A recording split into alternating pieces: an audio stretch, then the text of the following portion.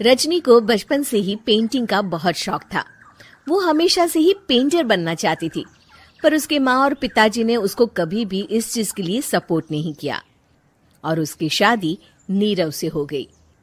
नीरव रजनी को बहुत प्यार करता था, पर रजनी हमेशा चुपचाप ही रहती। वो इस शादी से खुश नहीं थी। वो ये शादी नहीं करना चाहती थी। उसे तो हमेशा से पेंटर जो बनना था। अपने इस सपने को वो नहीं पूरा कर पाई, इसलिए वो हमेशा उदास रहती थी। रजनी, बहुत ही बढ़िया फिल्म लगी है, कल देखने चले? नहीं जी, कल मुझे बहुत काम है, मैं नहीं जा पाऊंगी। अच्छा तो कोई बात नहीं, संडे को चलते हैं। देखिए, मुझे फिल्म देखना पसंद नहीं है।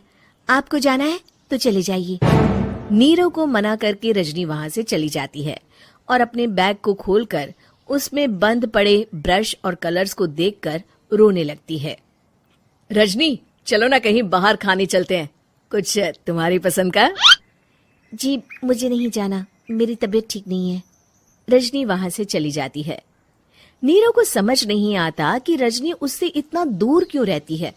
वो जब भी उसके साथ वक्त बिताना चाहता है, रजनी कोई ना कोई बहाना बना देती है। एक दिन घर पर कोई नहीं था। रजनी घर का सारा काम जल्दी से खत्म कर लेती है।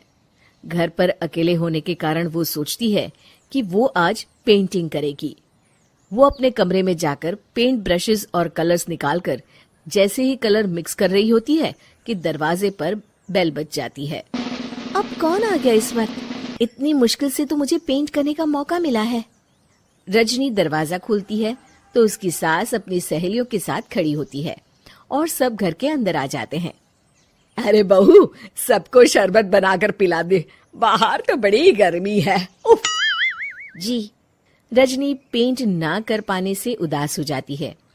उसे गुस्सा भी आ रहा होता है कि उसने इस शादी के लिए हाँ क्यों कह दी। वो रसोई में जा रही होती है कि उसकी सास उसे रोकती है।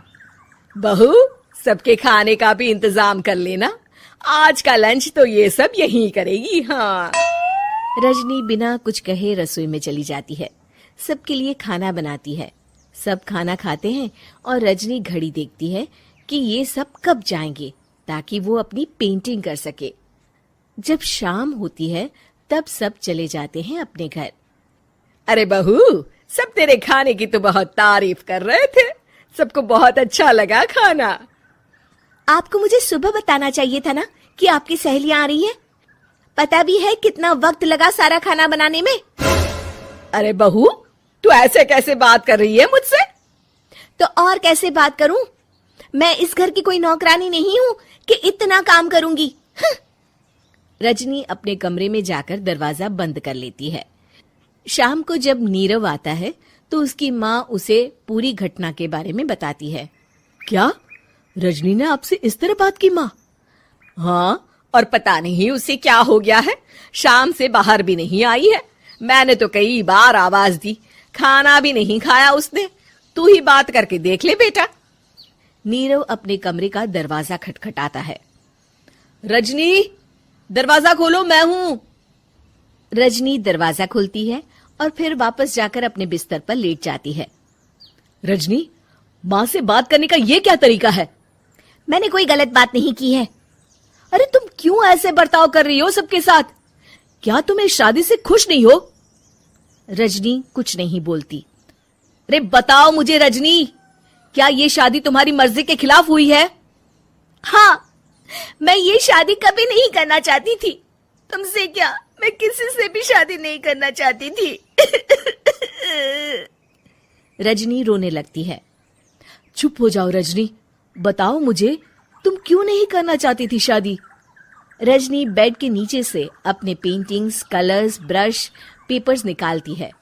इतने में उसकी सास भी कमरे में आ जाती है। ये देख रहे हो, ये थे मेरे सपने।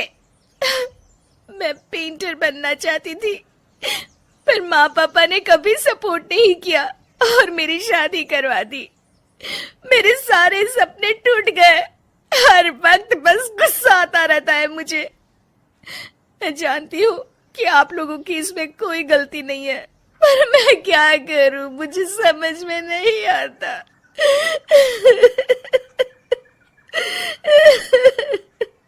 रजनी फूट फूट कर रोने लगती है। मुझे माफ कर दीजिए, आप दोनों के साथ मैं बहुत बुरा बर्ताव कर रही हूँ। अरे रजनी बेटा चुप हो जाओ तुम। नीरव पानी लेकर आता है। ये लो पानी पियो और शांत हो जाओ। रजनी पानी पीती है और उसकी सास पेंटिंग्स देख रही होती है। अरे नीरव, हमें तो पता ही नहीं था कि हमारी बहू कलाकार है। अरे कितनी अच्छी पेंटिंग्स बनाई है, देखो तो।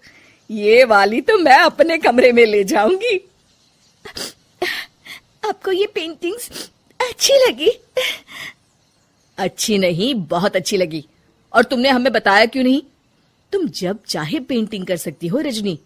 हम तुम्हारे सपनों को पूरा करने में तुम्हारा पूरा साथ देंगे।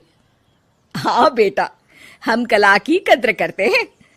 हम कलाकार तो नहीं, पर मुझे गर्व है कि मेरी बहू एक कलाकार है। रजनी, नीरव और सास तीनों हंस पड़ते हैं।